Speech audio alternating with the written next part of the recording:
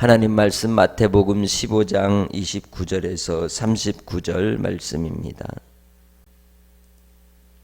예수께서 거기서 떠나사 갈릴리 호숫가에 이르러 산에 올라가 거기 앉으시니 큰 무리가 다리 저는 사람과 장애인과 맹인과 말 못하는 사람과 기타 여럿을 데리고 와서 예수의 발 앞에 앉힘에 고쳐주시니 말 못하는 사람이 말하고 장애인이 온전하게 되고 다리 저는 사람이 걸으며 맹인이 보는 것을 무리가 보고 놀랍게 여겨 이스라엘의 하나님께 영광을 돌리니라. 예수께서 제자들을 불러 이르시되 내가 무리를 불쌍히 여기노라. 그들이 나와 함께 있은지 이미 사흘임에 먹을 것이 없도다. 길에서 기진할까 하여 굶겨 보내지 못하겠노라. 제자들이 이르되 광야에 있어 우리가 어디서 이런 무리가 배부를 만큼 먹을 떡을 얻으리까. 예수께서 이르시되 너희에게 떡이 몇 개나 있느냐. 이르되 7개와 작은 생선 2마리가 있나이다 하거늘. 예수께서 무리에게 명하사 땅에 앉게 하시고 떡 7개와 그 생선을 가지사 축사하시고 떼어 제자들에게 주시니 제자들이 무리에게 주매 다 배불리 먹고 남은 조각을 7 광주리에 차게 거두었으며 먹은 자는 여자와 어린이 외에 4,000명이었더라. 예수께서 무리를 흩어 보내시고 배에 오르사 마가단 지경으로 가시니라. 아멘. 예수님께서 공생의 사역의 내용 가운데 큰 핵심은 3가지입니다. 그것은 가르치시고 전파하시고 고쳐주신 것이죠. 가르치심은 하나님의 나라를 가르치신 것이고 전파하신 것은 예수 그리스도로 말미암는 구원의 복음을 전파하신 것이고 고치신 것은 사람들의 육체와 또한 심령과 죄의 올무에 걸려있는 이 심령들에게 자유케 하시는 고침의 역사들을 베풀어 주셨습니다. 오늘 본문 속에서 예수님의 행하신 일들이 이 3가지가 모든 것들이 드러나는 현장을 우리는 만날 수 있습니다. 그 현장은 바로 광야였습니다. 그리고 그 광야 가운데 예수님께서 갈릴리 호수로 이동하시고 그 호숫가 언덕 위에 올라가셔서 큰 무리에게 말씀을 선포하시는 장면입니다.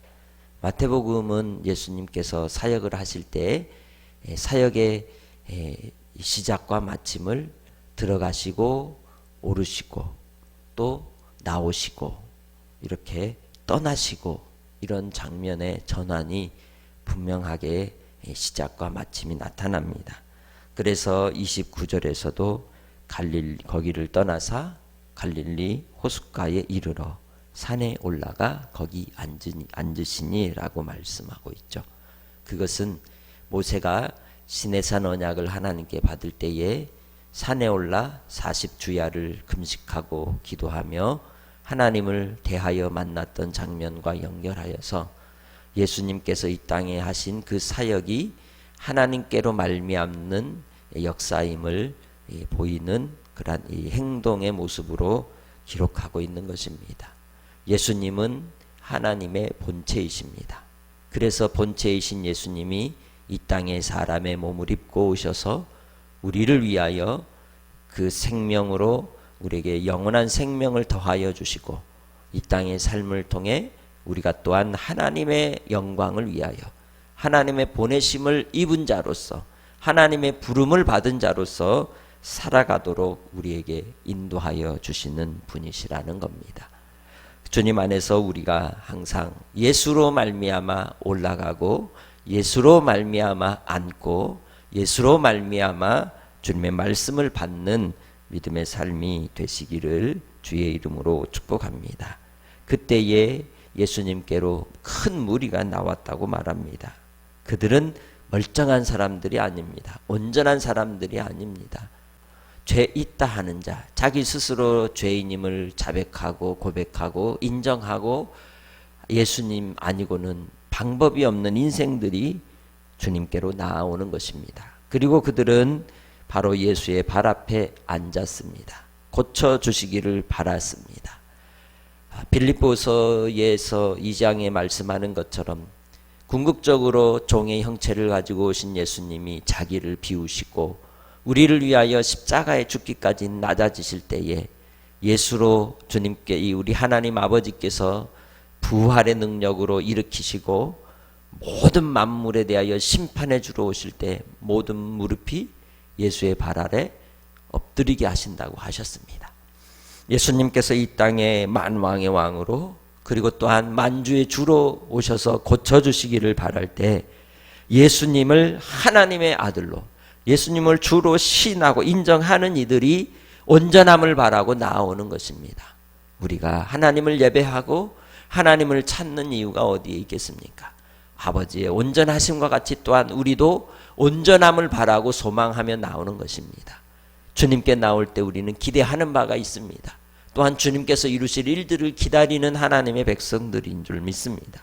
그렇게 주님 앞에 간절한 심령으로 주께로 이들이 나왔던 것입니다. 그때 예수님께서 31절을 통해서 고쳐주신 역사의 현장은 말 못하는 사람이 말하게 되고 장애인이 또한 온전하게 되고 다리 저는 자가 걷게 되고 맹인이 눈을 뜨게 되는 놀라운 역사들이 나타나므로 사람들이 놀랍게 여기며 하나님 앞에 영광을 돌렸다고 고백하고 있습니다. 우리는 우리의 일상의 삶 속에서 하나님이 임마누엘 하심으로 함께 하심으로 우리의 심령이 새롭게 되고 또 우리의 간절한 마음의 소원과 기도의 제목을 우리 하나님은 들어주십니다. 바라고 원하옵기는 예수 그리스도 안에 거하는 믿음의 성도들이 되시기를 주님의 이름으로 축복합니다. 그리스도 예수 안에 있을 때에 이러한 능력이 나타나는 것입니다. 그리스도 예수 안에 있음으로 말미암아 하나님께서 그의 아들 예수 그리스도를 통하여 자기의 백성들에게 평강을 더하시고 하나님의 구원의 은혜가 충만하도록 역사하여 주실 줄 믿습니다. 이 놀라운 역사는 이사야서 35장 5절로 6절에 약속하신 말씀을 이루시는 것입니다. 그때의 맹인의 눈이 밝을 것이며 못 듣는 사람의 귀가 열릴 것이며 그때에 저는 자는 사슴같이 뛸 것이며 말 못하는 자의 혀가 노래하리니 이는 광야에서 물이 솟겠고 사막에서 시내가 흐를 것입니다. 할렐루야. 오늘 본문의 현장이 광야였습니다. 그리고 예수님과 함께 그들은 3일을 함께 했다고 말씀합니다. 그 수많은 무리들이 예수님께 나와 예수를 통하여 구원의 주로 또한 치료하실 온전한 분으로 인정하고 나올 때에 주님은 그들을 거절하지 않으시고 한 사람 한 사람 귀하게 여기시고 붙들어 주시고 어루만져 주시고 고쳐 주셨던 것입니다. 그리하여 예수님께서 그들에게 대한 예수님의 마음이 어떤 마음이라고 오늘 본문 속에서 32절에 말씀합니까? 불쌍히 여기셨다고 말씀하고 있습니다. 사흘을 함께 있었으니 먹지도 못한 이들이 있었을 겁니다. 기진한 이들이 있을 것입니다. 미처 준비하지 못한 채 온 이들도 있어서 음식을 제대로 공급받지 못하여 탈진 상태에 빠지는 이들도 있었을 것입니다. 그래서 우리 주님이 그들의 필요를 채워주시고자 오늘 제자들에게 명령하신 것입니다. 그들이 나와 함께 있은지 이미 사흘임에 먹을 것이 없도다. 길에서 기진할까 하여 굶겨 보내지 못하겠노라. 우리 주님은 우리의 모든 필요를 공급하시는 우리 주님이십니다. 빌립보서 4장 19절에 말씀하는 것처럼 우리 하나님이 나의 하나님이 그리스도 예수 안에서 영광 가운데 너희 모든 쓸 것을 채우시리라. 할렐루야. 하나님은 우리의 필요를 채워주십니다. 그래서 제자들에게 가르쳐주신 기도의 내용 가운데서도 우리에게 일용할 양식을 구하라고 말씀하셨던 것입니다. 우리의 삶의 필요를 구하는 것은 죄가 아닙니다. 하나님의 은혜의 은총으로 말미암는 하나님의 자비를 경험하는 순간이라고 말할 수 있습니다. 그래서 우리의 삶의 작은 것들이라도 하나님의 도우심을 구하고 하나님을 붙들 때 주께서는 아버지 하나님의 긍휼과 자비를 맛보아 알게 하는 축복의 통로가 되게 하는 것입니다. 하나님께서 우리를 위하여 베푸신 놀라운 은혜가 사랑이 오늘도 주의를 통하여 하나님 앞에 기쁨이 되는 성도들이 되시기를 주님의 이름으로 축복합니다. 예수님께서는 이 일들을 위하여 하나님의 크신 사랑과 자비를 이미 우리가 앞에서도 오병이어의 기적을 베풀어 주신 것을 우리는 알고 있습니다. 그렇기에 이 현장에서도 예수님이 이들을 먹이실 수 있을 것을 그들은 믿어야 함에도 불구하고 또한 이 제자들이 뭐라고 33절에 이야기합니까? 광야에 있어 우리가 어디서 이런 우리가 배부를 만큼 먹을 떡이 있습니까? 라고 반문하죠. 아직도 주님의 이 어떠하심을 그들은 보았고 느꼈음에도 불구하고 여전히 순간순간 그들의 마음에 의심의 질문들이 생기는 것을 볼 수 있습니다. 우리도 그렇습니다. 살면서 하나님의 큰 기적의 은혜를 맛보았던 때가 있어도 또 오늘 이 순간 당하는 위기와 혼란과 어려움의 상황에서는 불안한 또 근심의 질문들이 쏟아져 나오는 것입니다. 그때에 우리 주님 말씀하십니다. 너희에게 떡이 몇 개 있느냐? 주님은 우리의 마음에 또 우리의 중심에서 믿음을 보십니다. 우리가 하나님께로 향하여 드릴 것이 무엇인지를 보시고 그것을 통하여 채우시고 공급하여 주시는 분이십니다. 그리하여 제자들이 7개의 떡과 생선 2마리를 가지고 나오게 되죠. 그리고 이 7개의 떡과 생선 2마리로 무리들을 앉게 하시고 그들을 배불리 먹이고 이 조각이 7광주리에 차게 거두었다고 말씀하고 있습니다. 그들이 몇 명이라고 말합니까? 여자와 어린아이를 제외하고도 4,000명이나 되었다고 말씀하고 있습니다. 그렇습니다. 우리는 주님의 도우심과 공급하심의 은혜를 따라 살아가는 하나님의 백성들입니다. 천국의 법칙은 30배, 60배, 100배입니다. 그것은 먹을 것과 입을 것과 마실 것을 우리의 필요를 따라 공급하여 주실 뿐만 아니라 아버지의 뜻이 이 땅에 이루어지는 놀라운 천국을 맛보아 알게 하시는 현장이었던 것입니다. 우리도 하루하루의 삶 속에서 우리의 삶의 필요들과 또 영적인 삶의 공급하심의 은혜를 입을 때에 하늘의 만나로 날마다 기쁨과 평강을 누리며 살아가시기를 주님의 이름으로 축복합니다. 그러나 우리가 여기에서 안주해서는 안 됩니다. 육체적인 필요를 공급함을 받는 것으로 영광을 돌리고 또 우리의 육체의 질병 가운데 연약함에서 해방되는 것에 하나님 앞에 기뻐할 것이 아니라 우리에게 영원한 생명을 주신 예수 그리스도의 구원의 놀라운 은혜에 영광을 돌리는 믿음의 성도들이 되시고 죽음을 이기시고 생명이 되시고 우리의 양식이 되어주신 예수로 말미암아 살아가는 복된 성도들이 되시기 바랍니다. 그럴 때에 하나님께서 우리를 통하여 예수의 생명을 만진바되고 또한 눈으로 본 바가 되고 주목하여 하나님의 크신 은혜를 경험하는 하나님의 백성들이 되게 해 주실 줄 믿습니다. 오직 예수만이 살 길입니다.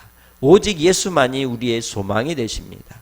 오늘도 주님 안에서 우리가 온전한 예배자로 한날을 하나님께 드리는 이유는 우리가 육체에 먹을 것으로 사는 인생이 아니고 하나님을 예배하고 하나님을 사랑하고 하나님께서 나를 위하여 베푸신 긍휼과 자비의 말씀이 나를 녹이시고 나를 거듭나게 하시고 나를 새롭게 하셔서 하나님의 나라를 맛보아 아는 오늘 하루를 허락하여 주셨기 때문입니다. 그 믿음 따라 하나님께 영광을 돌리며 오늘도 하늘로 말미암아 허락하여 주시는 말씀의 기쁨과 평강이 충만한 주님의 자녀로 아버지 앞에 발견되어지시길 주님의 이름으로 축복합니다. 하나님 아버지 감사합니다. 우리가 무엇이고 한데 온전치 못한 인생들, 연약한 인생들 아버지 택하시고 거듭나게 하시고 예수로 말미암는 구원의 은혜 가운데 우리를 돌보아 주시니 감사합니다. 한량없는 은혜를 따라 오늘도 주님 앞에 온전한 예배자로 서게 하시고 하늘의 만나로 우리를 먹이시고 입히시고 인도하여 주옵소서. 아버지, 위기를 당한 심령들에게는 천군 천사를 보내어 아버지 하나님께서 지켜보호하여 주시고 아버지 하나님의 영광을 나타내 주시기를 원합니다. 무엇보다도 혼란과 혼돈의 시기를 지나고 있는 우리 미얀마의 선교사님들 붙들어 주시고 강건하게 하시고 주께서 그곳에 하나님의 영광이 목도되게 하여 주옵소서. 또한 우리 믿음의 성도들 주님 안에서 더욱 견고하게 세워주시사 코로나19의 시대 속에서 오직 예수 그리스도 구원의 주 유일한 생명의 길을 더욱더 확신하며 주님을 붙들고 나아가는 하나님의 자녀들이 되게 하옵소서. 한량없는 은혜로 오늘도 주의를 온전히 지키며 드릴 때에 주님 앞에 예배자로 발견되어지기를 소망하옵고 감사하며 예수님의 이름으로 기도합니다. 아멘.